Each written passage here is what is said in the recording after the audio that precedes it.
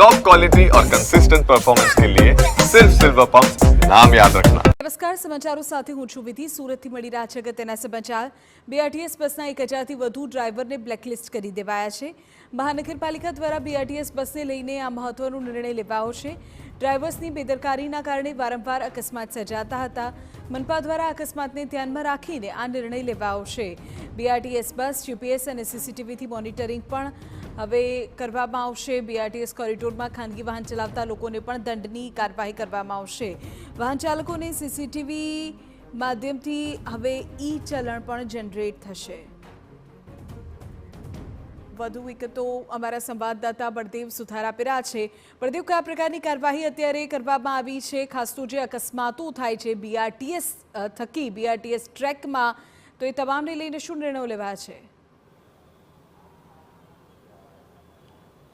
સુરતની વાત કરીએ તો સુરતની અંદર જે સુરત મહાનગરપાલિકા સંચાલિત જે અલગ અલગ વિસ્તારોની અંદર જે બીઆરટીએસ બસ અંદર જે અકસ્માતની જે સતત જે ઘટનાઓ સામે આવતી હોય છે, કારણ કે તેને ધ્યાનમાં રાખીને અવારનવાર જે બીઆરટીએસના જે ડ્રાઈવરો છે, કંડક્ટરો છે, તે પણ વિવાદમાં આવતા હોય છે। અને ત્યારે આ તમામ બાબતોને ધ્યાનમાં રાખીને સુરત મહાનગરપાલિકા દ્વારા 1000 જેટલા ડ્રાઈવરોને જે બ્લેકલિસ્ટ કરવામાં આવે છે, કારણ કે જે રીતે બેફામ રીતે જે બીઆરટીએસ કોરિડોર હોય છે તેની અંદર બસ ચલાવતા હોય છે, અકસ્માતોને જે નોતરતા હોય છે, કેટલાક લોકોના પણ આજે બીઆરટીએસ બસ અકસ્માતની અંદર લોકોએ જીવ ગુમાવવાનો વારો આવ્યો છે। એટલે મહાનગરપાલિકાની દ્વારા અલગ અલગ જે એજન્સીઓના જે ડ્રાઈવરો છે, એટલે 1000થી વધુ જે ડ્રાઈવરો છે તેમને બ્લેકલિસ્ટ કરવાની જે કામગીરી છે મહાનગરપાલિકા દ્વારા કરવામાં આવી છે। અને ખાસ કરીને એક બાબત પણ ખાસ જે ધ્યાને આવી છે કે કેટલાક વાહન ચાલકો, ખાનગી વાહન ચાલકો દ્વારા જે બીઆરટીએસ કોરિડોર છે, બીઆરટીએસ કોરિડોરની અંદર જે ખાનગી વાહન ચલાવતા હોય છે અને તેના કારણે પણ અકસ્માતની જે ઘટનાઓ બનતી હોય છે, લોકોની બેદરકારીના કારણે પણ આ રીતની ઘટનાઓ જે સામે આવતી હોય છે તેને ધ્યાનમાં રાખીને આ પ્રવૃત્તિ રોકવા માટે હવે મહાનગરપાલિકા દ્વારા અને સુરત પોલીસ સંયુક્ત રીતે જે મહાનગરપાલિકાના જે બીઆરટીએસ જે કોરિડોર છે ત્યાં જે સીસીટીવી લાગેલા છે, સીસીટીવીના આધારે હવે ઈ મેમો આપવાની જે કામગીરી છે તે આવનારા દિવસોની અંદર કરવામાં આવશે। કારણ કે જે ખાનગી વાહન ચાલકો બીઆરટીએસ કોરિડોરની અંદર જ્યારે પ્રવેશ કરતા હોય છે ત્યારે મહાનગરપાલિકા દ્વારા તેનો જે ફોટો પાડી સીસીટીવીના આધારે જે પોલીસને આપવામાં આવશે અને પોલીસ દ્વારા તેનો ઈ મેમો છે જે તે વાહન ચાલકને ત્યાં મોકલવામાં આવશે।